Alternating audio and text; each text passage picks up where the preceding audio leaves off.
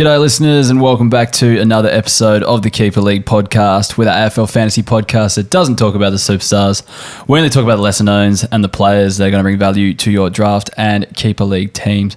My name's Heff and I'm joined by my co-host Kays. How you going, mate? Heffy, very well. And I'm joined by the rising star of the Div 4 Adelaide Amateur League at the ripe old age of 30, the rising star, Hayden Doss-Kenny. How you going, mate? Going well, mate. Yeah, thanks for coming along on the weekend and watching me. And I heard a couple of comments from the sidelines during the game as well that I was very appreciative of. Really? What did I we don't know say? if it was you guys or whoever was standing near you yelling out something to do with thirst. That was me. Okay. Definitely heard It that. was definitely wasn't me because I was pretty distracted for the first half bringing my 3-year-old. It's very hard to watch footy and kind of chase them around the whole time. But second half, my partner came and took Alf home. So, I guess you got to watch in the second half. And I'm glad you heard that. That makes me feel good. yeah. You missed all the best parts. I think the highlights were early, but that's all right. I saw a sweet smother in the second quarter. I don't know why, but I just really appreciated that smother. That was about it. Thanks, mate. If anyone wants to see the goal, it's on my Twitter. I'm sure that the Keeper League pod can retweet that. Sure. I've never seen a more front running kind of, if it went wrong, he would have looked bad, but it worked out. Just got forward, ran into an open goal, and 35 metres out, slotted it straight through the middle too. 55 probably. Yeah. Howling wind, Yeah. knee deep mud, all that stuff. All that, yeah. Nah.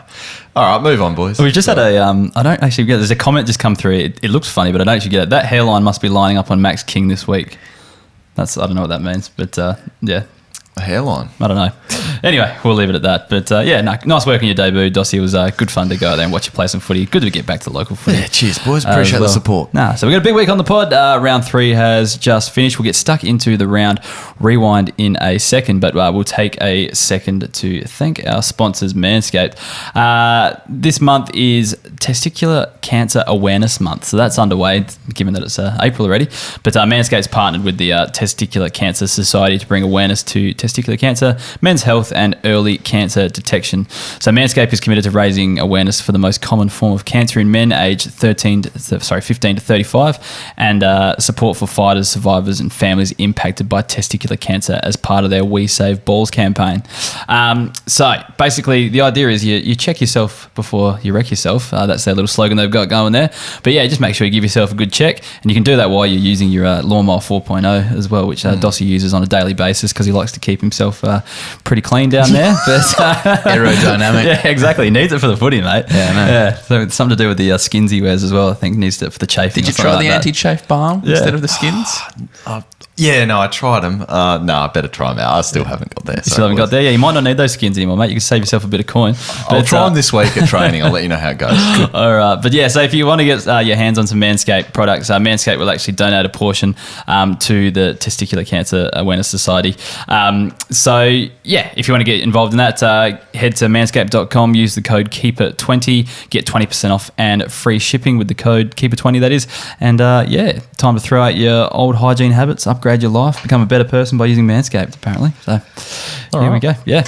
All right. I don't think we need to riff too much on that. We've talked about Doss's footy. We've talked about Manscaped. I think we can get into the round rewind. Let's do it. All right, first game of the weekend was Western Bulldogs versus Sydney, and I had the pleasure of sitting down and watching this one. And there's a player I got pretty excited about watching, but we'll talk about him a bit later. But we'll talk about some Western Bulldogs players first. So Bailey Smith is the first player I'm going to talk about, and he had 108 points. Now, boys, he's getting bulk CBAs. We thought he'd be out in the wing again, but he's playing in the middle a fair bit, and that's even with Liberatore coming back in as well, like we weren't too sure a couple of weeks ago. Do we 2G him? Surely he's already been 2G'd. No, I don't think he was because he wasn't over the 80 mark last season. Oh, jeez. yeah. So he's averaging 131 this year. He's 2G'd, isn't he? Yeah. Yeah, no one's giving him up. Let's move on. Alex Keith had 95 points, 19 disposals, 6 marks and 4 tackles. Just a tip of the cap game there. He's not a player I love in fantasy, but every now and then key defender can pop up, especially when you take a few grabs and, goes her up. Now, the next one, Laith Vandermeer. So he scored 88 points and he was really lively up forward. He kicked 1 goal, took 6 marks.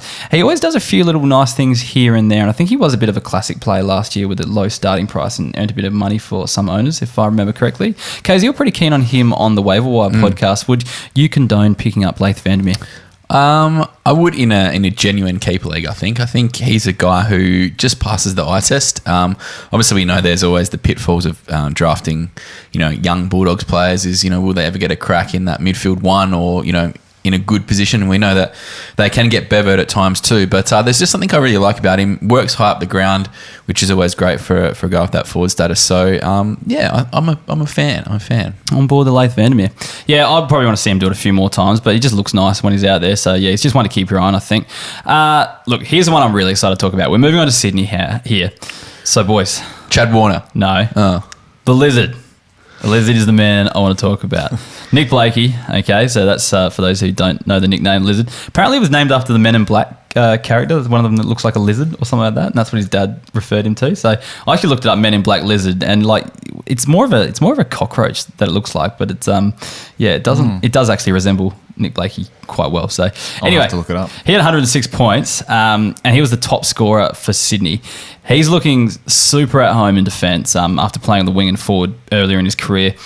And we were worried about Lloyd a couple of weeks ago, and Lloyd's come in. He's still taken half the kick-ins off Lloyd. Lloyd's taken 10 a week, and then Blakey's basically taken 5, so he's still getting a few. But he's even popping up, taking a few grabs. He's rebounding pretty well. Now, boys, I put a poll out on Twitter to see if the listeners think he should be crowned 2G4P. Ooh. Given though he's averaging, I think he's at 80 and 100 now, so he's right up there. 63% said he's 2G4P from the Twitter poll. So now the question comes to you guys. So I've ticked it off. The listeners have basically ticked it off, voted the majority. I've got to tick it off with you boys now. Is Lizard 2G4P? That's what I want to know. Dossie, what do you think? First up. I think I was going to say, I was thinking in draft league, I've got him in my keeper, and I was trying to sell him high. I think after round 1, I was throwing a few trades out there.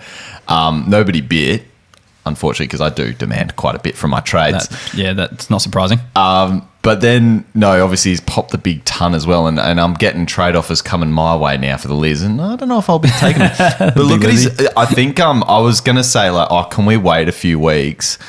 But then you look at his next 3 matchups, and if you do, they are incredibly juicy. I'll try and get them up quickly, but it's I think it's pretty much going to be a given that he'll get it after playing North Melbourne, West Coast, and Hawthorn in his next 3. Can we just wait 1 week? Because we haven't seen, maybe the holy trinity of fantasy stars back there in Lloyd, McInerney, and Blakey all in one team. Yeah, true. Because Lloyd missed the first game when the other 2 guys played. We haven't seen them all together. McInerney was quite on the wing though the first week. He was, but there's nothing stopping Horse throwing a few magnets around in that backline. Yeah, true. I'm happy to wait a week. Look, I want to see another week. Wait 1 more week. If you get 4 weeks of averaging 80 plus, that's surely 2G4P. All right, so that was Nick Blakey. Just a couple more quick ones. So Buddy Franklin, 95 points. I said last week, he might not be scoring that well again, not getting fed the footy as much, but only kicked 2 goals this week, but backed up with 7 marks, 10 kicks and 9 handballs. I think it's just one of those players you get super cheap in your forward lines because, he seems to have the body right, but people would give him up for a, relatively speculative draft pick, if you wanted to get a half decent score in your forward line if you're going for a flag or something like that. So, I think Buddy's a good one to target if you're in the window, I think. So, yeah, if you're not caring too much about next year or the year after that, but he's one to think about. He's going to put up some good scores. He'll probably get injured at some stage as well and miss a bit of footy. But, apart from that, when he plays, he could put up some good scores. Chad Warner's just another one I want to mention. He had 79 points, so quite a week for him. But Sydney didn't really control the footy that well in the first half, so it was hard for him to get his hands on the pill. So I think he'll be better just for the run coming for his second game back. And look, the interesting one is Hickey got injured. So it looks like it's going to be for a while as well. I think I missed the update today, but I think it was 6 weeks up. It's that extended period, I think. So it's going to be interesting to see what happens. Do they run with the Armadi party, which they had, or the Hayden McLean, which they were kind of running through forward, or is it time for Peter Laddams? What's your Manscaped nut feel there, Kays? Who comes in? My Manscaped nut feel is you got to play Pistol Pete. Oh, I'm pretty excited about this. I wish I still owned him, but I think you got to play him. I think you got to play him. I don't think Callum Sinclair's out for ages, and What's your smooth ball call there, Dossie? The quote was about 6 weeks today in the news. I'd be keen on Laddams. You got to give him a crack. And we know Laddams is a pretty good fantasy scorer when he's a number 1 ruck, so it's going to be pretty interesting there, I think. All right, let's move on to the next game, Melbourne versus Essendon. Who had that one? Dossie looked after my Bombers this week. I sure did. The cream of the AFL crop, the Bombers. Yeah, and I want to talk about a guy that God, I missed that first game that he played this year when he went monstrous. I'm talking about the rising star of round one, Nick Martin. He dropped a 130 in round one. You know, a lot of us would have jumped to that waiver and picked him up as our first pick, especially being such a young player. I think he's only 20 years old. I was like, 5 snags. Some people have done that on debut and then don't back it up. Now, look, he had a 71, which you might be like, I mean, that's still very serviceable in a keeper for a forward, for a second gamer.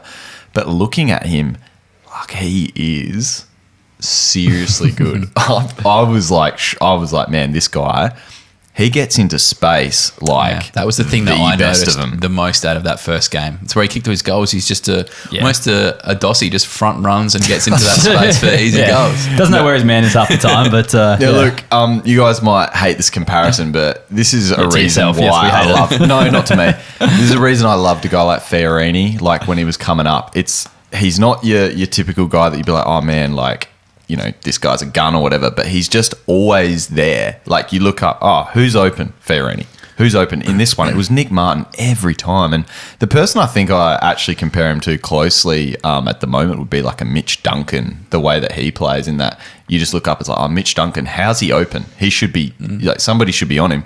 I remember seeing in the Telstra tracker, he was up there. I think he was top or second in this game. So he's already one of the best runners there.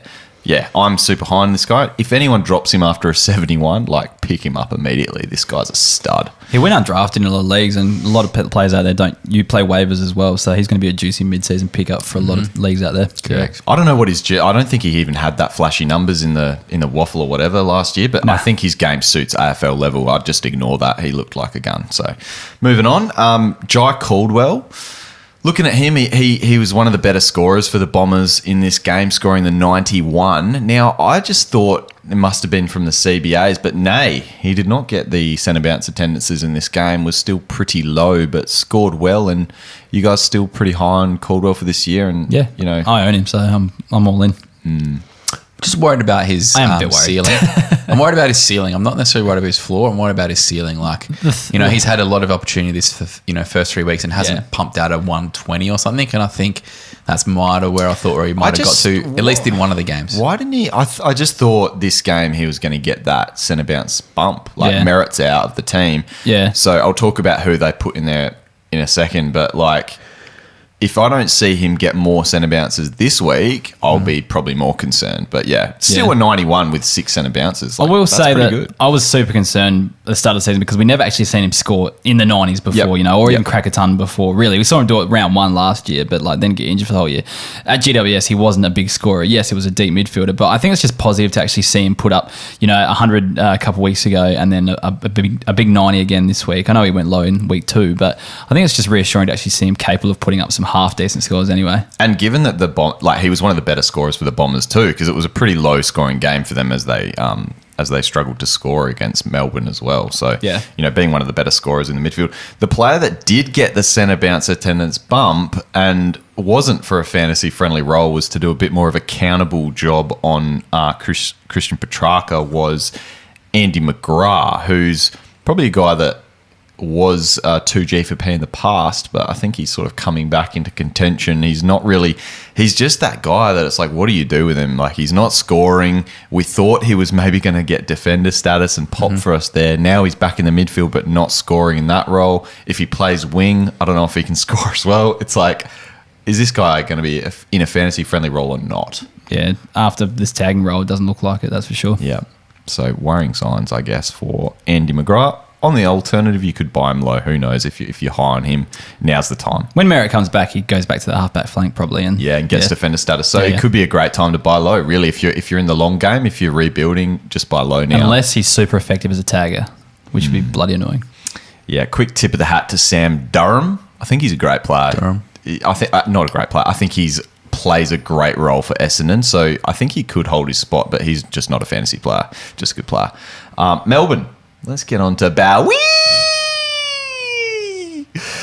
Jake Bowie, boys.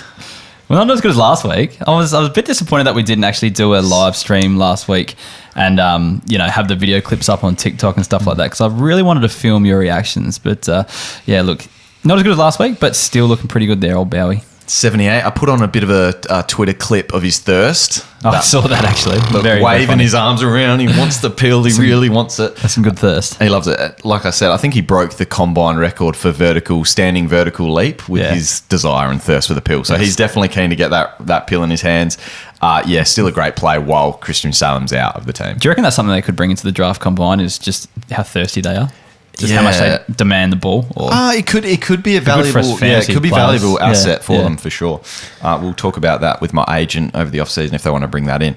I want to talk about a guy. He's 2G for P now, I'd say, this year. Has he? I don't think we've given it to him just yet. No, not yet. I think he has to be now.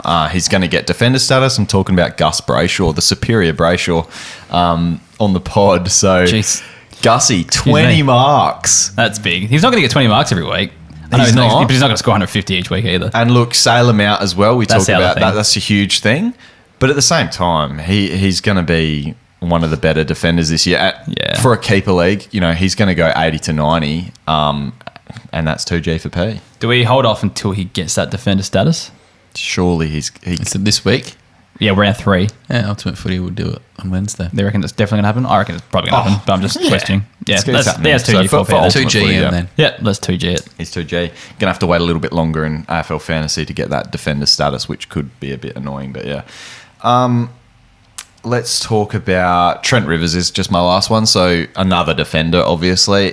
Unfortunately, it's not going to stay for too long, I think, with Salem out as well. And Jake Lever coming back this week, so he might be squeezed out of that rotation. But he's one of the guys in the long term in your keepers that he's a great stash because he's a quality player and can score. He's been hurdled by Bowie, really, hasn't he? Yeah. We all kind of thought it was Rivers early on, and then Jakey Boy's just jumped They're in. both good players, though. Like, I think long term, I'd still be looking at him, but quality. he's now a stash and he's not a guy short term that you're probably looking at. Did you check Rivers' time on ground? I didn't in this one. Yeah, usually it's just pretty low, so I was just wondering if It that is generally low. if that's improved. I will say, talking about your lizard from earlier, that is the biggest thing for him this year. He's bigger. mid Yeah. 80% time on ground this year. it's So massive. if we see that tick in the future for Rivers, And I think when it's that's gonna purely just on that playing on the half-back line. Like, it's not turn. just, It is. Yeah, because his role previously is just different. But yeah, Perfect for him. Rivers as a half-back player, getting low tog. I'll have a quick look, though. Yeah, no worries. It's not a huge concern, but 62%. yeah, still time low, on ground. isn't it? Yeah, interesting. And Nice. 78 points, so can score in low tog. Yeah. All right, let's move on to the showdown. Fuck. It wasn't the best night for me, that's for sure. Actually, it wasn't too bad. Mighty because- pair. It wasn't too bad because we might end up with a new coach on the back Don't of blame it. but- Ken, blame Travis. He can't kick straight. Yeah, all right. Let's blame Travis for the last 6 years of woeful results. Hey. Anyway, look, I finally got my Port membership today. Actually, it came in the mail microwaved in it. round 3, and coincides with the exact time that I want to take it back to the club and hand it back in. So yeah, thanks for that, Port Adelaide. But better late than never, I guess. Count the craze. Yeah, fuck me. Not a lot to talk about here because most of the superstars were the ones that actually played, or the ones that are 2G, 4P were the ones who scored well in fantasy. But there's a guy we have to talk about, and that's Harry Schoenberg. The showdown specialist. He really is, or it's more like bottom 4 specialist, I think. He plays really well against bottom 4 sides. I think his 2 best scores last year were against North Melbourne, and I think we're going to be the North Melbourne of this year anyway. So let's wait and see. Come on, mate. North Melbourne are the North Melbourne of this year. Watch him But, kiss Ken's ass when they win the next 20 I've games I've straight. never kissed Ken's ass. I wanted him sacking still in the last couple of years because we don't beat top 4 sides. We never have, even Crows in our aren't a good top 4 period. side, mate. I know, but and now we're losing to bottom 4 sides. We can't even put them away now. Jeez. Anyway, 108 points for Harry Schoenberg. Good performance. Seems to play well in showdowns. He is the showdown specialist. And I will say it again. He came up against a bottom 4 squad. So, look, he was really, really good. And what I really noticed is like the last few weeks, or not last week, the week before, like especially round 1, his kicking efficiency was at 20%. All right, so it was trash. This week, at least, he's up with the league average on his kicking, and because he does all the other kind of like, he finds the footy pretty well, dishes the ball out pretty well. Like, he's fine in that respect. It was his kicking that let him down, really, and that's the thing that really concerned me if he might be getting moved out of the midfield, especially when, like, we still haven't seen Crows with a fully fit midfield yet because Sloan was out again. So that kind of concerned me there, but I think with the way he played on the weekend, he looked a lot better. I'm still interested to see how Crows play with, Sloan back in and a full strength midfield and against good opposition as well. But yeah, look, I'm watching with interest though. so that's for sure. So I'm just hoping he doesn't get bumped down the pecking order or anything like that. But yeah, very good performance from Harry Schoenberg. I was quite happy with it. Kaz, pre-season you said he would average 85 plus. I think earlier you were 90 plus, but then in your article you bumped it down to 85, so you cooled a little bit. He's still on track. Averaging 84 at the moment, so not too far. Schoenberg. I did say Schoenberg. They call him Shonny. Yeah. I don't know. I heard an N. I heard an N in there. Well, it's the German pronunciation. I can't help but pronounce the surnames correctly, just like how yours is pronounced Hayden and not Hayden. But anyway, we'll move on. Name's Doss. Yeah, there we go. Anyway, another few that don't really interest me too much, but Elliot Himmelberg had 92 points, and he just did that on the back of 4 goals. He's probably undrafted in every league, and hopefully, that will stay that way. I think that was more of a one-off performance. And Todd Marshall had 90 points, kicked 4 goals, 5 goals. I think it was in the end. I got 4 written here, but I think it was 5. I wouldn't trust it though. But yeah, a lot of Port Adelaide players low on output, and Crows were just all the 2G4 players went well. So not a lot to talk about really in this game. So I think we'll move on to GWS versus Gold Coast with UK's. Yes, well, it's officially, finally, Braydon Preuss season, I think. 108 points. So 16 touches and 34 hitouts for the big guy. Oh, for all of us, I don't think this score really surprises us, does it, really? We've always known he can do it. He just has never had the opportunity. So, we've played really, really well, and I think, he'll be locked in for the rest of the season. I don't think they're going to play a 2-ruck, setup. Flynn played well in the VFL on the weekend, but when you've got so many tools up there, Himmelberg, Hogan, etc., like they don't need a second ruckman. So, I don't know. I don't trust Leon, honestly. Like, great score. Still had a low time on ground, like 60% time on ground. I'm just saying, just building back. I'm just not going to bank on it. Like, it's a great score. He'll be good when he plays. I don't think he's going to be 100 plus Yeah. ruckman, but he's going to be. I still reckon he might solid. be 2G4P within 3 weeks though. Yeah, wouldn't surprise me. Yeah. Jesse Hogan, Heff, your boy, he had 85 points. And look, I will admit I was very, very lukewarm on him in the preseason, but he had a nice second game. 17 touches, kicked 2 goals too, and I thought worked pretty hard. So did mention it on the waiver wire pod, only 55% owned. So might be one worth having a look. They've got the Crows in a few weeks' time. They're playing Freo this week. So there's a few kind of potential games where he could get off the chain. So just have a look at him, if you do need a forward who, can give you an 80 odd. Now, Lockie Ash, he finally gets to talk about him. He's been absolutely rubbish for the first, few games of this season. But what I'd like is he finally has a role. Now,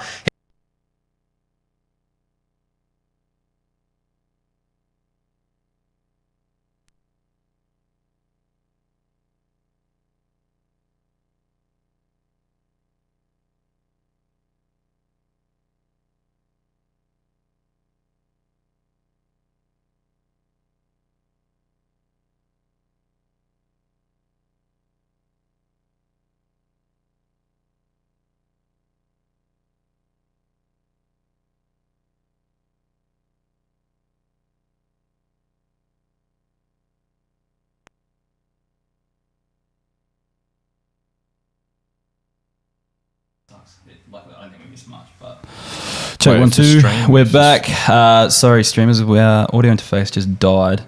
Don't know why. I think Dossie, you just got to be careful with your laptop. That it controls the power as well. So, sorry, peeps. We just got to do a bit of a listen back to see where we're at, and then we'll jump straight back in. So, give me 2 seconds.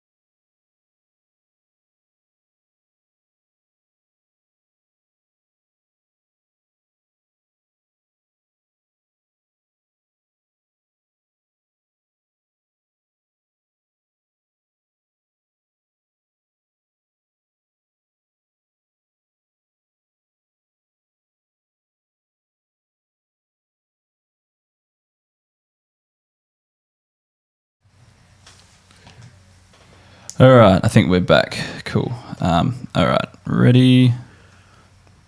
Now on to Lockie Ash. Now, he actually has a role for once. The last couple of weeks, he's just been running around like a lost sheep. It may not be the most fantasy-friendly role, but it's a proper role nonetheless. So for those who didn't catch the game, Lockie, with a bit of help from Matty DeBoer, shut down the mighty Took Miller, restricting Took to only 17 touches, I think maybe his lowest touch register in maybe 50 games or something ridiculous. He just absolutely got annihilated. So Ash had 15 touches himself and 6 tackles and had 17 CBAs, which I think was one of the top 2 in the whole game. So we see that run with role just sticking with Took like a bad smell. Now, while the role isn't really what we want as fantasy coaches, what it does mean is midfield minutes. And I do like that. And I think with defender status, you can kind of roll the dice with someone like Ash purely because of, that D status. So I think he's a hold. Hopefully it just is a bit of an introduction into that GWS midfield. We know that, Leon can play funny buggers with who's playing where, but promising nonetheless. So I'm a little bit buoyed with Lockie after being a bit of a miserable Ash owner the last couple of weeks. I also think long term, you'd just be stoked that if he's getting some runs in there, usually, long term, the tag doesn't last forever. You're not a tagger forever. And getting those runs in there, running with the best of them in a couple of years' time, hopefully he's set free. So it just gives you some hope for the future as well. I also think if you have to own a tagger, having one with defender status isn't the worst idea. Yeah. So, yeah, it's fine. Love it. And have to touch on my boy Tanner Bruin. 68 points from him. Just keeps getting those CBAs. 8 this week. And for reference, Cogs only had 3. So Bruin has 17 touches. Annoyingly, 14 of those were handballs. We don't like that. So lift that ratio, please, Tanner. And only 67% time on ground. So I reckon he's one who could explode by the end of the year. He's just getting all the opportunity in the world. The Giants seem to absolutely love him. So I'm excited for what the future holds for T. Bruin. On to the Suns. Got to touch on my boy Jeremy Sharp, 84. Geez, I've got a few boys in the row there. But look, the Sharpedo silenced the doubters from last week. Dos was very, very off the Sharpedo. I said buy low, didn't I, last week? Yeah, maybe, but he shouldn't even be buying low. Anyway, he returned to his wing, had 21 touches, knocked the rat out of that position rightfully. My gut feel was he said he needed a few. He's had that preseason niggle, so looks to be back up and to his best. I'm very keen on him, man. I'm surprised. Only 56% ownership in Ultimate Footy. So definitely could do worse if you need a M7, M8. He is a very good player. Was Ratkins out of this side, or was he? He was in. He was just back to being. Okay. I think his time on ground was like super low, like 50 or 60%. Yeah, okay. So I think, Ellis was pretty trash as well. So were they on the other wing just rotating or something? Yep. Yeah, so okay. the Sharpedo, it's his wing. Yeah. I don't know if that's going to stick, but anyway, on to a few worrying signs for the Suns, and these are guys I really want to delve into with you two. Jared Witt's had 64. Now, this may be a big call, but are we actually very concerned about Jared Witts? Now, he might not look like it. He's had an 89 and an 82 in his first 2 games of the season, but a shit ton of his score has come from hitouts. So he's had 28, 38, and 31 hitouts. So almost a half of his score on the weekend came from hitouts. That's pretty normal for him, though, isn't it? Yeah, he's usually around the 15-ish. Obviously he's missed a bit of footy, but a couple of years ago he was around that 15 kind of touch player. I'm just a bit worried that the game may have passed him by a bit in terms of he's still a fantastic tap ruckman, don't get me wrong there, and he's going to be an asset to the team. But from a fantasy point of view, turning 30, I reckon he's one if you owned, I'd definitely look at trading. I'd definitely be tempted to trade just purely on age and where my team's at. But I think also as well, coming back from the ACL, he's going to be a bit slower around the ground. Just give him some time to ease into it, I think. Because he didn't even play into the trials because he was touch and go up until round 1. So I think you've just got to give him a little bit more time, that's all. That's fair enough. Yeah. I'm a bit worried, that's all. What do you expect? It depends what you're expecting out of him. Because I probably wasn't expecting like huge 90s this year, to be honest. I was probably expecting I'm just more worried that the 64 is more likely than the 82. I don't see that just yet, personally. Okay. I think he just gets enough hit outs. Like you said, even if he doesn't get too many touches around the ground, I still kind of see him like serviceable, Mm-hmm. Yeah. No, fair enough. Will Powell had 46 points, and I honestly can say I did not see this happening at the start of the year. I even had him in my classic side. I thought he was going to explode. He's had a 55, a 63, and now a 46. Plain and simply, he's just not finding enough of the pill. So It's his 5th season. He averaged 72 last year. He had 6 kick-ins, so he's got absolutely no excuses for not getting, a good score with that kind of amount of kick-ins. The most of anyone on the field that was. He even gained 476 metres, so he's getting the ball and actually playing good football with it. He's just not getting enough of the footy. So genuine concern, because I've got high hopes for him, but how many more weeks can you continue to be Look, I think with these guys where we've seen signs, you and I both are super high on him, and I don't know what you think, Heff, on Powell. You had any interest in the past? I've had interest in the past, but I think it's more so we're seeing a lot of teams like maybe only getting one good defender score out of them, and it's generally the guy taking the kick-ins most of the time. Now, I know Powell took a lot in this game, but we're not seeing a lot of the kick mark play across halfback at the moment. We're seeing just let's move the ball on as quickly as possible. Fast footy. Yeah, that sort of stuff as well. Now, what we always see every year is the game start to slow down after a few rounds. So, it's always quicker to start off with. Everyone's trying to win. Then after a while, people start to think about percentage and things like that and starting to cut things off and things like that. I'm willing to give him more time is what I'm trying to say, because I think just the style of footy, the only team that is still playing that style of footy is West Coast, really, and they're just doing that because they know they're cooked. They're just trying to slow things down and stem the bleeding and stem the percentage right now. Totally agree. And what I was going to say, if we're all high on him, and I think we've seen enough over his short career already that there's nothing to say things are going wrong. It's 3 game sample. They're probably trying a new strategy. It's clearly not working for the Suns. Yeah. I'd be keen to buy low. So don't throw away all your preseason research on wait 5. This is the perfect rounds. Chance to buy low because he's got a dog shit average next to his name. Go feast on it. I like it. I like it a lot. Pies and Cats was the next game. Jeremy Cameron, I'll start off with for the Cats. 101 points, kicked 6 goals, 1, and had 9 marks. Massive last quarter, kicked 3 goals and had 50 points alone in the final term. Look, I flagged it in round 1 before he got injured. I thought he looked really up and about and back to his best, back to that Jeremy Cameron of old, of primetime GWS. And, he averaged 88 in 2019. And I think if the Cats are up and about, which they do seem to be, he can definitely push a mid-80s score this year. I reckon he's still a little bit undervalued in the fantasy circles this year, Big Jezza. Got to talk about Maxi Holmes, 79 points. I just love watching this guy go about it. Really, he's a collective boy for the Keeper League pod, I think we'll call him. Yeah, we're on board. All on board. 21 touches, 67% time on ground.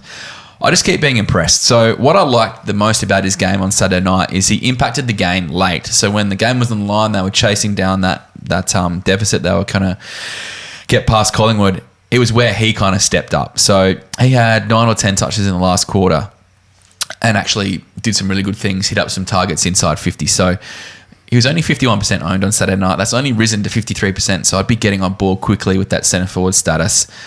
He's the only real junior in that Cats side. So the Cats dropped Zach Guthrie, who's probably the next kind of youngest. Yeah, we don't care about DeConning. He's no good. So key defender. Key defender. But Maxi Holmes, they're just like, yep, start that wing, have some CBAs. Basically, you're the next guy in line. So you've got to get on board. I can't believe he's only owned by 53%. Yeah, and the Cats probably would have won that by 10 plus goals had they selected Guthrie in the starting side as well. Fact. Definitely. Yeah, that's factual. Lastly, look, Brad Close had 67 points. Didn't hit the heights of his game last week, but I think he's just tracking nicely as well. You take a 67 from a forward who didn't have a massive game, kicked 1 goal, had 14 touches.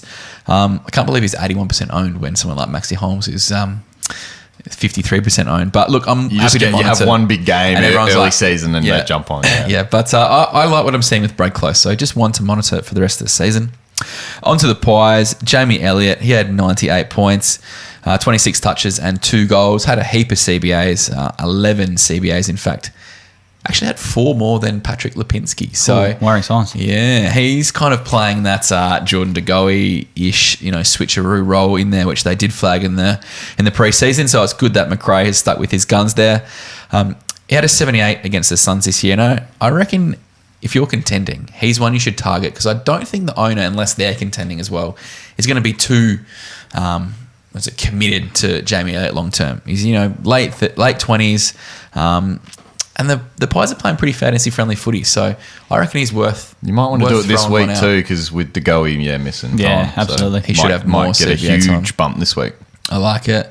Isaac Quaynor had 80 points, 21 touches, 7 marks.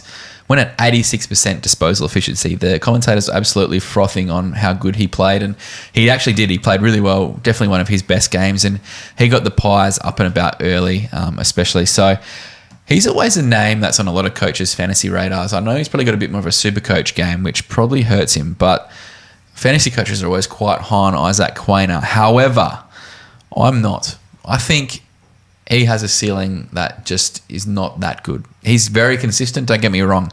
He averaged 70 last year. He doesn't have one fantasy ton to his name. He's got a BCV adjusted one. But for a guy who plays high time on ground, which he does, he's always mid to high 80s. There's plenty of ball magnets in that Pies back line. I just think that Isaac Quainer is a bit of a just a guy kind of operator back there. I think he's, in terms of fantasy scoring, not necessarily just in the way he plays, but I think he's kind of like a Adam Sard. Like, just the way he's going to score. Like, he won't be a 100-plus averager. Won't be he'd be like low 80s, high 70s type for his career. That's what I think he's going to be like. And pretty reliable at that Reliable. too. I disagree, but I think short term you're correct. I just think they've got so many mouths back there. Like, yeah, true. In another when's that team, changing? in another team, if he's at the Gold Coast, he's going to be a 90-plus guy. Well, Jeremy Howe's not going to be there forever. Not a Jeremy Howe player, though. Like, they've been playing Crisp more in the guts. Does that continue? I don't know, but Crisp could go back and that. I think he could become more of a mouth to feed as his career develops. Like, he's only 22. Yeah, he's not old. Yeah, he's around that. Yeah. So I still think there's some scope for improvement. Okay. And lastly, for the Pies, I want to talk about Reef McInnes. He had 59 points, and he really impressed me in his first game. Looks a good size, quite tall. Had a bit of Josh Dacos vibes out there. The long flowing locks and a kind of taller kind of stature. Almost looks a bit Caleb Poultry. I kind of double took twice. I was like, oh, Poultry's playing. And I was like, oh no, it's McInnes. I don't know what happened to Caleb Poultry. I think he's lost at sea. He's on the side of milk cartons. McInnes had 14 touches at 71% disposal efficiency and did a couple of nice things. Hit up a good lead, at one point in the game, and was a solid junior scorer. So definitely impressed by what I saw, and one you could kind of stash for a couple of years' time. I reckon he might be worth some value.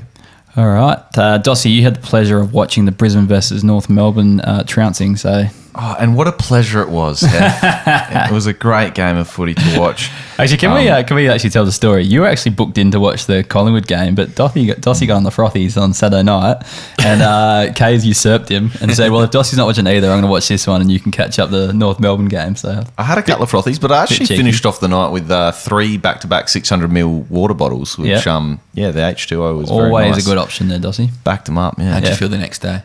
Very good, actually. Yeah. Fresh. I saw your show doc. Your notes in the show doc were very late to go up, so I thought you might have struggled Sunday. That's all. Still struggled, but it was more just the body was completely cooked. Right. Anyway, moving on though. There was a couple of bright sparks in the North Melbourne side. One in particular that I want to talk about, and that's Curtis Taylor. So we kind of mentioned him on the bonus waiver wire podcast as well that you can get for members. Sign up as a member, link in description below. That's right. But anyway, Curtis Taylor's role was pretty interesting to me in that he didn't play as a midfielder on paper, but was playing as an extra midfielder out there. By the eye test, he was starting as a forward, but he was playing as that extra midfielder around the ground. So it was really cool. He was at a lot of stoppages kind of thing, just on the outside as well. But 96 points, 23 disposals, 8 marks. He was pretty fantastic in this team. And I've seen some good signs in the past couple of weeks, but his score didn't warrant kind of bringing it up on the pod. But now he's popped one out, and I think the role that I just really loved that role, free reign to run wherever he wanted. So I'd suggest take a dabble, Yeah, he was one that impressed me a few years ago. I think it was 2 years ago when everyone had him in their classic teams, and he started putting up some good scores and then got injured, and he kind of took a while to get back. So, I think Curtis has definitely got some fantasy potential, that's for sure. So I do wonder if that sort of free reign role where he starts forward, floats into the midfield, if that continues when they get the likes of LDU back next week, and then whether, Taron kind of takes that similar role when he comes back. But in the short term, before Taron kind of makes his way back, pretty keen to see how he goes. Is it Taron or Taron? It's been called Taron now, I think. Apparently you can say whatever you want. Yeah, he just calls himself Taz. Taz. Tazza. Yep. All right. Moving on to a player that I was kind of keen on last week who stunk it up in this game was Jared Polak, your former pair player. I actually had some friends who were actually concerned that we were giving him away and not paying him the $700,000 contract that he wanted, where I thought they were crazy for actually wanting to consider keeping him for that. But anyway. Look, I actually, if he keeps getting a game, mind you, I have some slight interest still. Just I don't think he's getting a game too much longer. You don't think? Yeah, No. you don't think so? No. I think he's for, like we were talking about before, what's lower than B2P? I think he's almost there. Well, the fact, just North didn't touch the pill. So if they do, he's on a Makes it wing. hard. He's still on a wing. So, Yeah. if he's got the role basically. The other player who came back into the side for this game was Jaden Stevenson. So he scored a 73, which is serviceable as well. 22 disposals, 3 marks, 2 tackles.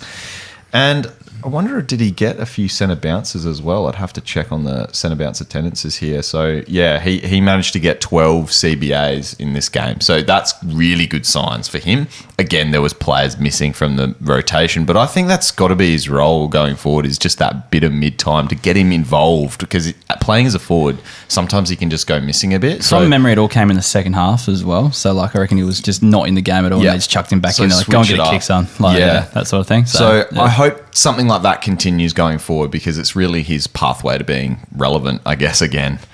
Now, moving on to the Brisbane side. Just something on the stadium. Do they play? Have you guys noticed at the Gabba? Yeah. They play. Does players pick songs? I'm not sure how it works. I know I think there's- they have their songs, yeah. I don't know if it's like there's a song for a select few. I'm not sure if every player has a song. But Maybe I'm not just sure. the forwards or something. Yeah, I'm not sure. But like they Liam do do it. McCarthy, it was like there was a few goals in a row, and it was like Jesse's girl kept Yeah, playing. yeah. It's like Jesse's girl, and I'm Yeah. like, are they just playing the same song? But I think it was because Lincoln McCarthy was kicking Yeah. them, and then like Charlie Cameron kicked one, and it was like the "Take Me Home" Country song. Road, yeah. Country Road. Yeah. Anyway, it was, Yeah, I there was did- footage of him singing along to it after he kicked it. As well. Yeah, like, he was belting it singing. out. Yeah. It was awesome. Anyway, interesting thing that I noticed. That was what I was paying What would your attention song to. be? Probably get one of the massive hits we've had out there. The Paddy Dow song, Yeah. Your icon. Who's carving in the VFL, I might add. I think he's averaging about Get to the 30 game. touches. Let's go. Jared Berry, I know he's borderline one of these 2G for P guys in the past, but he hasn't been heading into this season. I don't think he's quite gone bang yet, and I still think there's a window of opportunity to kind of come in for a sly little offer if you're dabbling in that sort of rebuild phase, because I think he does still have the scope to go to be that 95 to 100 kind of guy. Yeah, He needs Lions to retire. He needs a permanent spot in he's midfield. not that young, these Yeah, guys. it's true. Like that's what I'm just saying. What is Lions? 31, 32? Or is he 30? 30. It's more just the fact that he's coming back from a long layoff. It takes time. He's to only build. 29 Lions. It takes time to build into your form, though, Barry. And I feel like he's one of these guys. Like, I don't want to get too excited, but he's got that frame of a Cripps, a Fife, a Steele. This big-bodied midfielder who's just strong tackles, and all he needs to build his score is those disposals. And we're talking about these, older midfielder. I'm Is he just keen. thirsty enough? Thirst may be an issue. Yeah, maybe that's it. Anyway, moving on. Zach Bailey. I think you guys have refused 2G for P. I think we did 2G for PM first week, didn't we? we've got to make a list. I don't think you guys did. I think you disallowed it. I don't know. I think he's definitely 2G 4P though. I think I'd have to Add him agree. to the list then.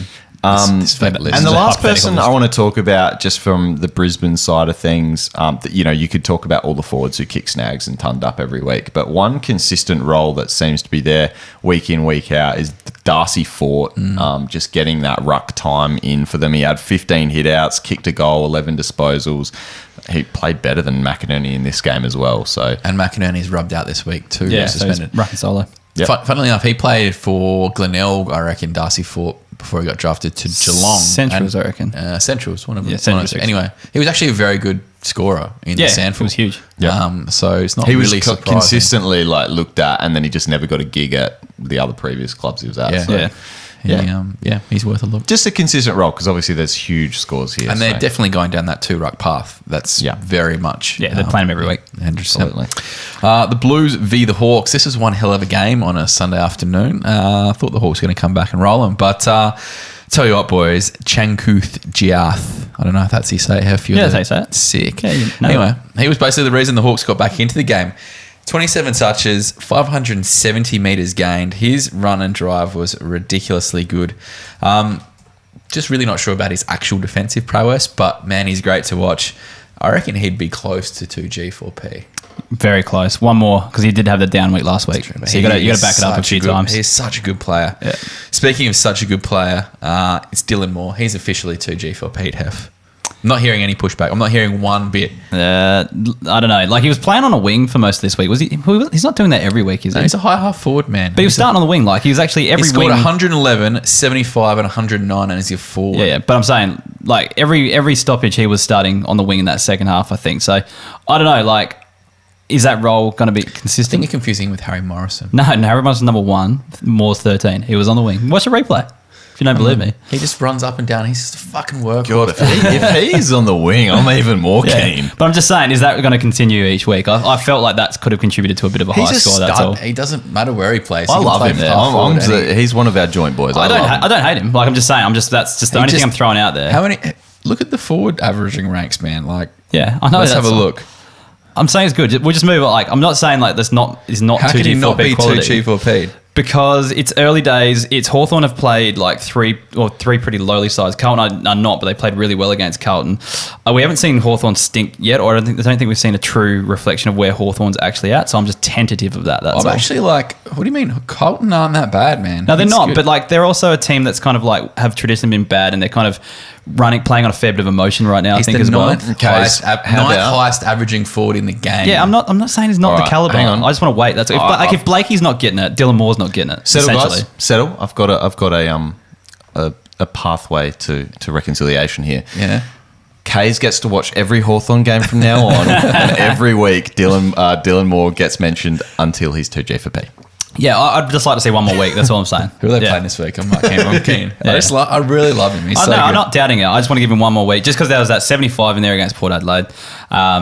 He doesn't play well against bottom 4 teams. Maybe that's it. Yeah. John Newcomb adding 9 points. A lot of love for this guy too. Not in 111 against North Melbourne the week before that. So that's debunked. Anyway, John Newcomb, definitely not in the boy category, but he just has a genuine crack. Definitely not the flashiest, but he's just a hard worker. Now, the thing I like about Newcomb, he was one of Sam Mitchell's favourites from VFL days before he got the call up as a mid-season draftee. He had 17 touches and 6 tackles, and I honestly think he's a key piece of their midfield going forward. We saw that Tom Mitchell didn't even start the game. He started on the bench. Yeah.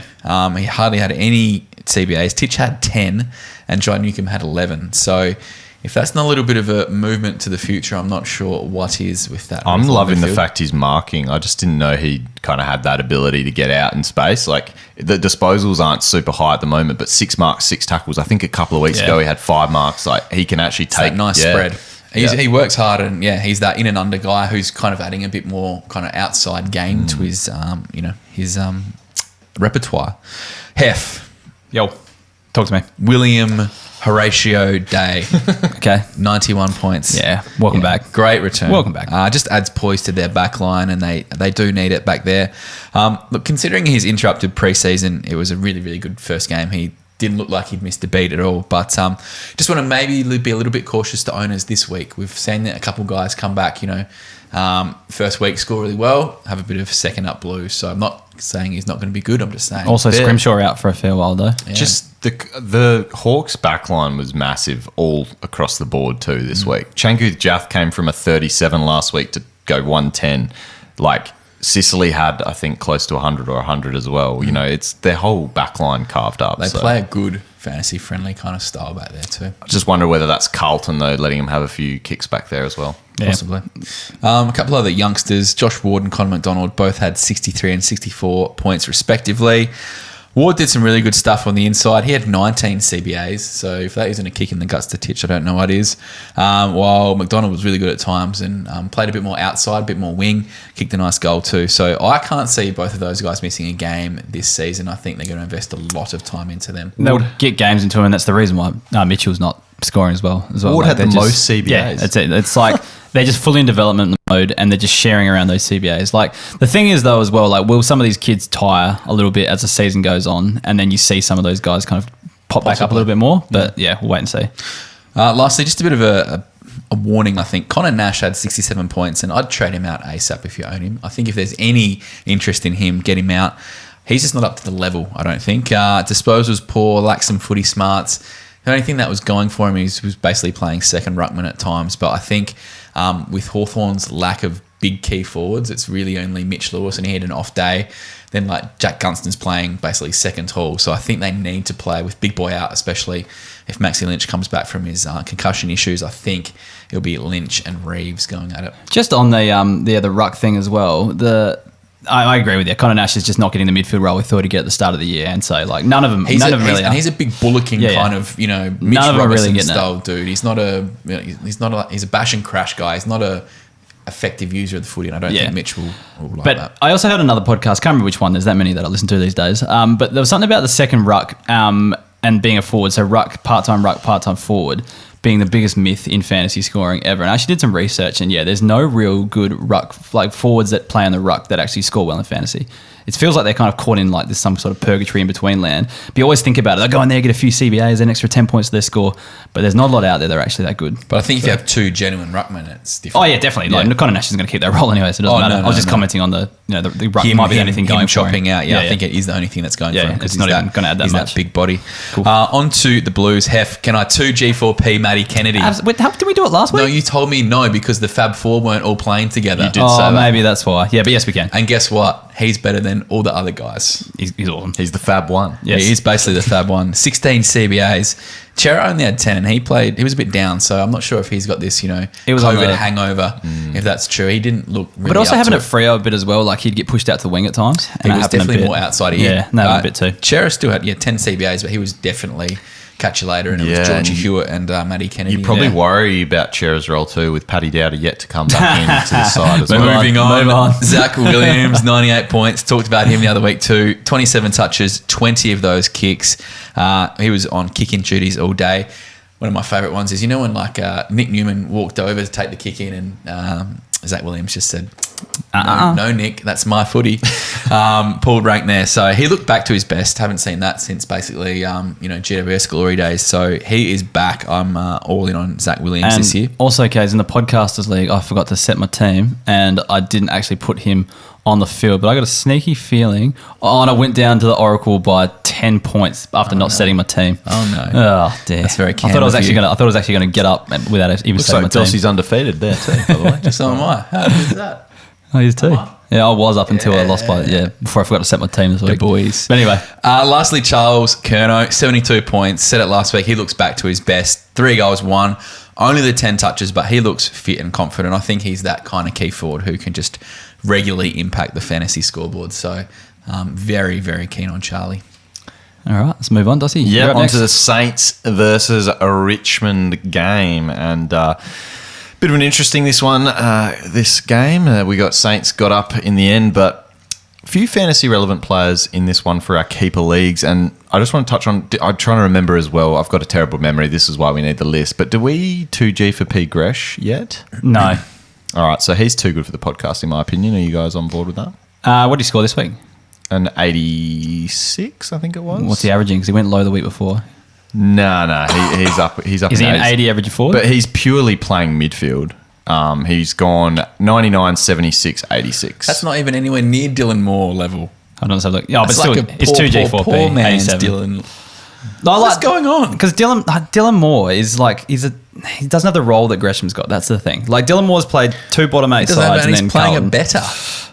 Yeah, This is absolute bullying. He's not at its quite- I finest. actually put it this way though. I think right now Gresh is pretty much at the bottom end of if where you had he's to own gonna one of do, the two in your leagues, who would you be taking? Dylan Moore. Okay, I'd be taking Gresham. Yeah, Gresh has got that pure inside midfield role at the moment, and I think he's going to average far more than what he's actually put up at the moment. So yeah, I'm just super high on him. Can I just reiterate, Case? I don't hate the Dylan Moore call. I just want to have one more week just to make sure it's happening.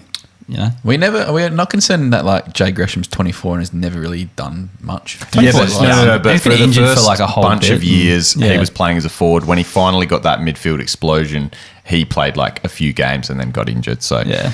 I think, huge scope for improvement. He's not going to be a midfielder next year though. So if that's something that concerns Not you. forward, you mean? Sorry, not a forward next year. So yeah, if that concerns you, maybe at the end of the year, if you need to load him off, whatever. Yeah, so if you're in for a flag, is one you want to own this year. Exactly. Yeah. Moving on though, there's a few players that are interesting, especially in our keepers. We've talked about him for a few weeks, but Max King put up another nice score, scoring in the 90s. he was doing pretty terrible as well. Had the Superman symbol on crazy. fan footy. So He's done that 2 weeks in a row. yeah, so kicked 4 in the last quarter, was on 0. Now, look, this was to do with Dylan Grimes went down in, I think, the third quarter or something like that. Yeah. So he gets off the leash when he gets the nice matchup. But still an unbelievable sign that this guy can do that, you know, kicking 3-4 goals in a quarter. He's done it a couple of times already. And again, I think we spoke about it last week. He's one of the few key forwards I'm keen to pop in my field every week. Yep. Another player, Seb Ross, back in the centre bounce attendance mix, just the perennial keeper league guy. I'll be interested to see if that holds because a guy, Jack Sinclair, was moved out of it for Seb Ross. Yeah, I think it's just a bit of a merry-go-round at the moment for the Saints who fits in there. Plus, you've got Zach Jones that isn't playing there at the moment. It's a really bit of an unknown. Are you concerned about Sinclair, though, considering he's gone 108, 97, 93? Like, he can score anywhere because he's that genuinely good running Yes, halfback. but he did score.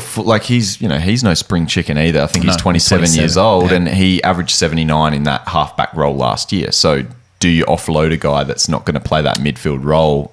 Selling high. Selling high, yeah, but I suppose depending on what you think a defender's worth. Exactly. Yeah. I just flag it if it is a role that's not going to continue because I think it's probably not going to. And just Dan McKenzie, a bit of a tip of the cap. Maybe just stream him every once in a while because he's put up a couple of nice scores in his first 3 games and actually just looks okay out there. You know, he's put it together. This is his scores so far this year. He's gone 51, 66, 76, but just kind of looks more comfortable at AFL level at the moment. So just a bit of interest in McKenzie, even though he's, again, just, more of a loophole option. Yeah. That's all I had, boys. From the Saints. All right. Mason Wood got 70 as well, playing a wing role. He's a guy that I'm semi-interested in. Do you guys see that? Mason Wood is someone I've been interested in all season, just from his pre-season, just playing on the wing, pushing up the ground. He does get plonked up forward a fair bit though as well, so that's the thing. But he always looks like he's about to break out and then just doesn't do it. And plus, he's been in the system for a long time now. I know. So he's got that role. It's like you're talking about Lockie Ash finally got a role. Yeah. Mason Wood's finally on his wing. role. Yeah. he's got a role. But next week he might be up forward again. Before we move on to the Tigers, Dossie, how's Josh Goetl going?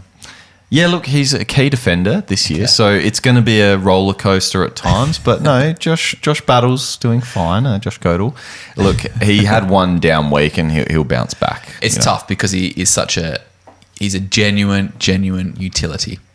And it's great. The thing is, he is playing key defence. So this week he had Tom Lynch. Next week he'll be able to float loose. That's the difference. I think it's going to be a matchup based thing where he can explode. Don't lose Coach's faith just nightmare. yet. Paddy Ryder back as well. Just if you had Hayes, it's probably the end of his run for now. And also stocks down for a bit of Rowan Marshall at the moment. So Richmond, Jack Graham, bounce back your boy, Kays. I think he's been a favourite of yours. 87, getting some centre bounces Does he as well. look fit? He hasn't looked fit the first few weeks. He looked good in this game. So, great sign, promising signs going forward for him. Daniel Rioli, 79, still doing really good. Had a little bit of a niggle in this game as well. Had a little lower leg knock, still managed 79.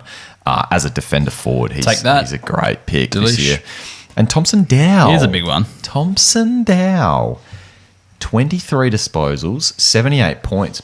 He passed the eye test with flying colours. Did anyone get a glimpse of this game? Most CBAs for Richmond. Yeah, led the CBAs. And obviously Dusty out having a big influence there. But while Dusty's out, Thompson Dow, he's just developing game in and game out. Listed as a forward too. Is he leading the pack? We talked about the pack of young mids. Is he leading that pack? Look, he is. He's getting the role. It's actually gone in reverse order. I thought it'd be Collier, Dawkins, Ross, then Dow, and it seems to be the opposite way. So I thought Ross don't listen to me ever. I thought it was going to be Ross, Dow, Collier, Dawkins, but Dow has eclipsed them all. The big question for me is, when do we start referring to Paddy as the brother of Thompson? Pretty much from now, I think. He's the only one playing AFL footy. So, look, the Tigers might have to off-season pickup of Paddy and have the dynamic duo in the squad. But, look, I'm really keen on Thompson Dow. I don't know if he popped up on the waiver pod. He did, actually. He would have, because, look, he's got the role. You had your headphones on, but we tried to whisper the word Dow so it wouldn't set you off and you'd jump in and talk for ages. But actually, anyways, podcast. Quite an interesting note, though.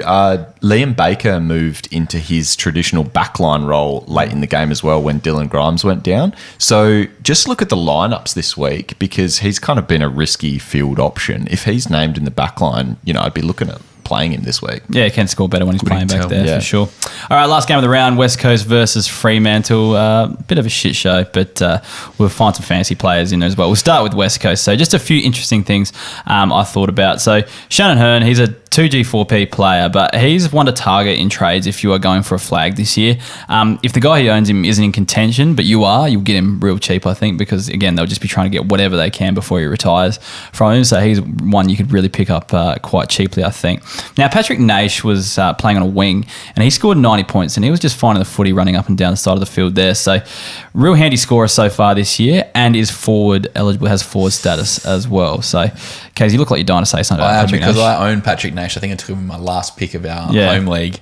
And, it's been one of those guys where you're because they've played the last game of the week each time, I've not even looked because you're just you basically, your team's played or whatever, and then he's pulled out 2 90s and he's got forward status. I'm like, fuck, I wish he played it earlier so I could either loop him or even just get a look at him. So happens so often with Western Australian teams. But often, it's going to be interesting to see how, he's the big one, I reckon, of these guys who've got a chance with the injuries and the COVID and stuff at West Coast, because he seems to have really played pretty well. I just think he's best 22 now, easily. The only thing I'm thinking is there was 2 midfielders missing. So you've got Kelly and Shuey that were missing on the weekend. So then the next guy I'll talk about is Luke Edwards. They're playing him on the inside. Now, he's traditionally an outside player on the winger. So, and I think they've got a lot of time for Luke Edwards as well. Now, he scored 48 from 68% time on ground. So I'm not too concerned with that because he's still scoring okay. Yeah, because he's coming back. He's been working back from injury. Yeah, so his time on ground will increase. Groin it was, I think, from there. So 6 CBAs, and he was more of a winger last year. So that's just one I'm thinking of. You're going to have Gaff on one of the wings. Are you going to play Naish, who's a recycle player, or are you going to play an up-and-coming kid like Luke Edwards, who's a natural outside player? How was Naish? I was actually quite rated Naish at Richmond. I reckon he'd be 20. He was up there. 24. Yeah, I think he was at Richmond 4 or 5 years, 4 years on the list, so probably 22, 23. 23. Yeah. So, but so I'm just wondering, if that's the case, because he seems to be just kind of picked up as a COVID top-up. He's probably exceeding expectations, don't get me wrong, but Now, Jackson Nelson, so Dossie, you described him as the wettest, no, what do you call him? What do you call him? No, I was saying that I saw on Twitter that somebody agreed with me. I was like, I just tuned in the game and I see Jackson Nelson.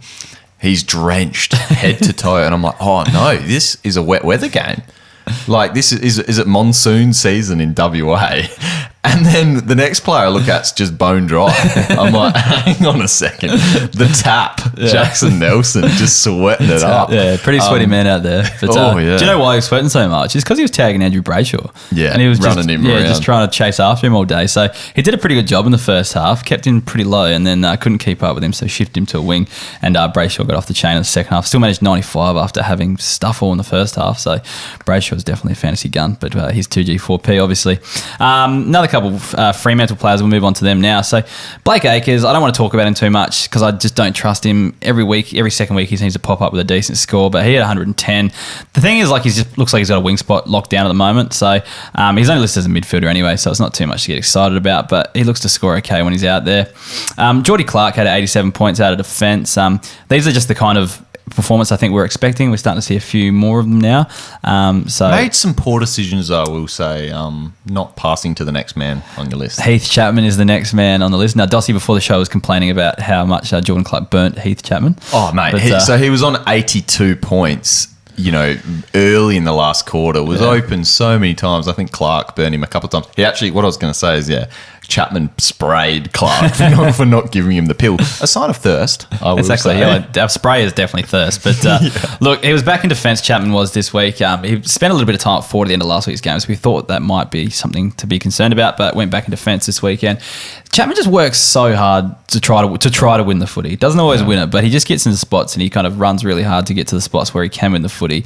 It's just the Dockers, I just don't think, use him enough. But I think when it all clicks, he's going to be a good fantasy talent, I think. So we're just going to be waiting a little bit. It might take another year for a proper breakout or anything like that, but Heath Chapman's got the goods to be a fantasy player, I think. Just one guy on debut and one kind of guy on a debut, first start anyway. So Neil Erasmus had 64, but he also had 16 CBAs, which I thought was pretty interesting. Sarong was close to getting up though, apparently, but I think it's a good sign for Erasmus, who's a player who averaged 109 in the Waffle Colts. Did you? Because I saw quite a bit of this game. Do you like what you saw? Yeah, it was fine. Like, I liked what I saw. I thought you were criticising it. Like, No, I really liked what it I was saw fine. from him. Like, Yeah, I would have yeah. liked to see a few more, just like Just rats, cheap gets bills, in but there, gets in amongst it. a bit more cheap pill, and kicking. And I think he kicked a goal as well. I just think he looked- But yeah. I won't say thirsty just yet, but in Kay's words, he looked hungry. Yeah, well, there you go. I'm And thirsty. another guy who scored very similar, Nathan O'Driscoll. So it was his first. Sponsorship we Yeah, need. he looked very. I'll take this Oaky. offline. Yeah. Yeah, anyway, hungry, thirsty. Nathan O'Driscoll had 60 in his first full game, so he actually started on the field this week. Look, playing on a wing, but listed as a defender. He kicked another goal from that same pocket as last week as well. So, look, I just hope he holds. He doesn't look like an AFL player to me. He looks a bit thicker, a bit chonky. I don't know. Maybe that's just but you always say puppy fat is talent in disguise or something like that. that's right. So yeah, it could be something like that. But it just looks a bit, I don't know, it just kind of just doesn't look like an AFL gun to me. But maybe I'm just being judgmental. I don't know. We'll have to wait and see on that one. But O'Driscoll, he scored well, and there's a lot of talk about him in the preseason too. So he's one to definitely watch. But This was the tweet that agreed with me. It was T Better. He goes, Jackson Nelson always looks like he's playing wet weather footy. Not because he fumbles a lot or anything. He just looks perpetually soaked. very good, very good. All right, that's the end of the round at Rewind. Just on the membership, if you enjoy the work we do, kind of researching all the games, please sign up as a member and support the podcast. If you do, you'll get access to all our bonus resources, which include weekly CBA numbers, including special analysis on those. We don't just give them to you, number for number. We actually look at, compared to last week, compared to over the season, all that sort of stuff. So noticing trends and things like that. Same for the kick-in, same deal. Scores for and against, projections, the breakout tracker, and more. Obviously, the pod, which people are still climbing over each other to get to. Hundreds of members signing up each week. Anyone Might be an scoring well in over-exaggeration, that but thing? in the pod. Yeah. What's this? No, I think Dossie's the highest ranked now. Nah, in the pod. Louis back up there. gone up. Did Louis Yeah, go Louis- Preuss, straight to Preuss? Yeah, he did. whenever Yeah, it was. Louis doing pretty well. I think yeah. he's catapulted up. I knew the I would have done ranks. that. But anyway, we read out 10 gold members each week. Dossie, I think it's your turn. All right, thank you to the following gold members. We got Scott Calder, Shannon Woods, Aaron Todd, Phil Smeets, Wayne Hayward, William Youngkin, MP. Yeah, some people don't like putting their names on there. They just Just put their the initials. initials. That's yeah. all right. I think I actually know the initials, but he obviously doesn't want That's to all right, MP. be read out.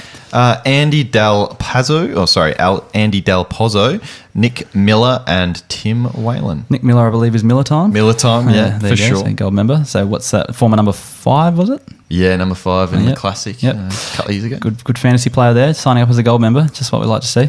Needs our Just to resources, get that obviously. great advice from Dossie, I reckon. Exactly, that on must how be to it. climb those ranks. Now, we have no new reviews this week, but we are up to, when you combine the ratings, we had a lot of new ratings. So up to 220 ratings and reviews combined. So 80 away from playing a game.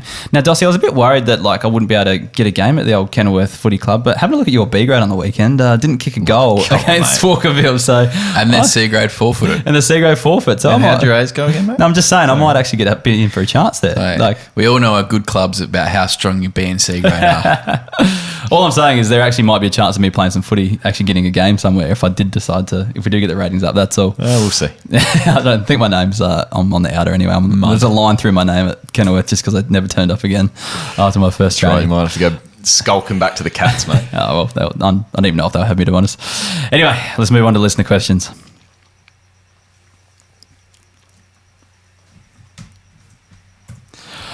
All right, first one comes from DJ for Brooks. What did Dossie score in his round 1 game? So fantasy score. Now, Dossie, you said you don't count your stats, but I reckon it would have been around the 60 mark. What do you reckon? It's a lot harder to get fantasy points in Yeah, club amateurs. footy than you think it is. The best on ground in your grand final that you played in last year, you kept the stats. What was he? What was his numbers? Like just barely tonned? Oh, not even Yeah, close. yeah. 80 or something like Yeah. that. And that was all tackle numbers. Yeah. Because you just don't get the outside kick mark kind of style play. Yeah. It's pretty low. I reckon 50 Well, or he had 60, at least, doesn't he kicked 2 goals, so he's at least 18 points. Yeah, so at least 18. 80 plus what? I'll be generous. Did and you give a like, 60. was there any plus 4s? Oh, yeah. A few 1%ers.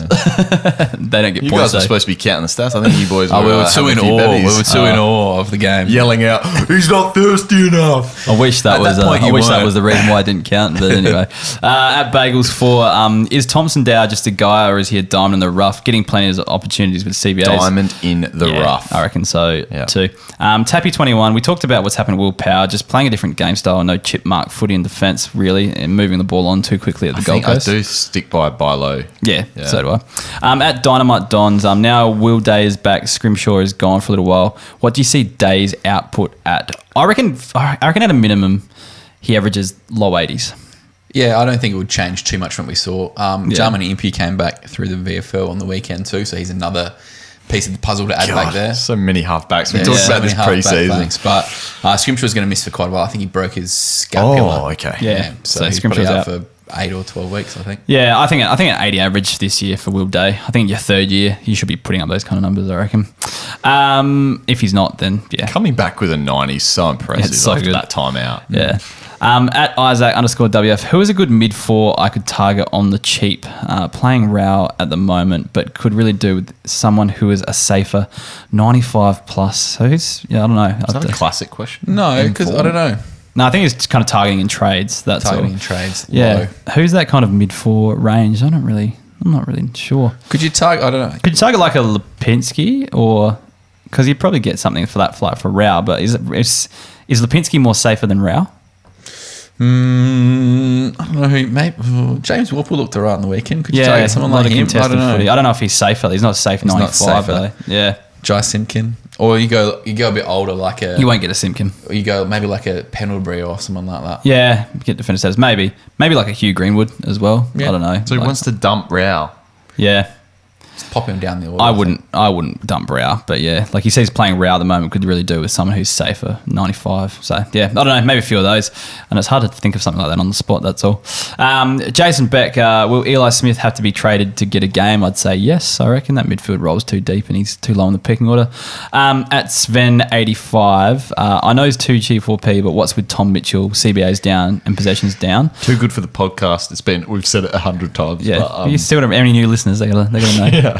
At the end, if they're still here at the end of the podcast, too good for the podcast. Yeah. Mitchell hates him. He's just trying to play the kids, trying to just give an even spread in the CBAs. I think that's all it is. He had such lows, Hold on, because I think, those kids will tire or it will only take a couple injuries and he'll just get bulk again. Is like not trade value up at the end of the year too. Just stuff him in the guts and give him like on your run home 150. Well, they're talking about trying to trade him, aren't they? And on the off season. The thing is, he scored 87 and he really didn't play a lot of the, he was, he didn't have a massive role. 46% time for centre bounces. Yeah. In his heyday, it was 80 to 90% centre bounces, and then even last year when he was carving, it was 70%. He's still only 28. Like I said, maybe just like you're saying, you'd probably hold/target if you're in contention to try and really lift yourself at the end of the year. I'd be so tentative to trade someone like Tom Mitchell though. Like he's just such a gun. At James U with a lot of numbers. Is Lockie Hunter going to get forward status? Not from what I've seen. Funny story, K's traded Lockie Hunter and then he tons up straight away. So. Got rid of him, did you? Yeah. Which is pretty funny. You got him still sub bottom though. What did he score? Maybe 80, but then he missed a lot of the last quarter. He had cramp. Oh no, that's not a good sign. That is really not a good sign. 30-year-old bloke. That's definitely what I was having late in the game. You saw me stretching it out. Dave Simpson, when is Ladders getting a game this weekend, will you say? Yeah. And Matthew Wright, was Reef McInnes's debut as good as he think it was? Casey, watch that one? It really was. I was impressed. Yeah. I was very impressed. Yeah, so Reef McInnes looks like a gun. Do you reckon he sticks around the Collingwood side for a few weeks? I think so. Yeah. I think they might try a few. He basically came in for Tyler Brown, so yeah, true. Been done a lot. So there is that spot. Like it's not like there's someone coming back into that. Yep. A good player coming back into that role. Yep, cool. So that's another one we can kind of keep our eye on there. Maybe jump on in the waiver wires as big well. body kind of. It's basically he looks like Josh Dacos. He's that kind of size. Okay. He's taller, taller, not thick. Thick, taller. Maybe a tiny. I don't really know. I don't think Nick Dacos is taller than Josh. I don't think he looked that. I didn't think he looked that big. But yeah, I don't know. Anyway, Josh Dacos is only 178. Yeah, I was like, you're talking about Wow. Nick's at 187 or something like that. So. That's Reef McInnes. he kind of looked lanky to me. But yeah, I don't know. Poultry, then, if you want to be tall like Josh Dacos. Yeah, I don't know. No, he looked like Josh Dacos with the flowing. What's his height? What's Reef McInnes' height? I'm trying to get that up now. Let me just look it up. I don't think it was that big, but yeah, I don't know. He looked wiry. Didn't look big body to me. 194. Okay. Yeah. Well, there you go. That's tall. Yeah. Just for me, when I say think big body, I think big thighs, big chest, big shoulders. I don't think tall. That's all. You look at that frame though to fill out. That's what I'm talking about. I'm getting that. He can do it. Yeah. I'm keen. Anyways, let's wrap it up. So get around us on Facebook, Instagram, Twitter, YouTube, and TikTok. Keeper League Pod on all those platforms. Make sure you get around Manscaped. Use Keeper20 for 20% off and free shipping. Also, make sure you're supporting the Testicular Cancer Awareness Month by doing that as well. Sign up as a member. The links are down in the description. You'll get access to all our bonus resources, plus the pod, which everyone's raving about. So you don't want to be missing out on that with Dossie, Kyle, and Louis, and not the Statesman the last few weeks. He's been away, but He's been slacking off, let's be honest. I think everyone's seen his ranking and he's just too scared to come out of his hole. I think that's the issue. Needs to when you get beaten by the Oracle in round 1, your season's not off to a great start. Absolutely. So hopefully he can get that ranking back up so he makes a return to the podcast soon. But no, he's working away. That's all it is. All right, let's wrap it up, boys. Thanks for doing the pod, and we'll talk to you next week. Catch you later. See ya. Porter's 193, so that kind of a size. Yeah, I wasn't thinking like. No, I was he's thinking like tall that way. like a skinny Crips. Yeah. Skinny Crips. I always find it really like fucking that. hard to judge. Like, all the Port guys come up and play golf at work on Wednesday, and like you think Ollie Lyons looks like a massive dude. He's not that big. Like he's really not big. He's he's that wiry, athletic fit. Oh, but then you stand like next to him, and he's like that much bigger than you. He's big. But I kind of expect him to be big barrel chest, But he's very like he's shredded, he's tall but shredded, athletic fit. When he was younger, he was just like I reckon he was thicker when he was younger, and he's kind of slimmed out. Are we still streaming? Oh shit! Yeah, we are. I fucking thought so.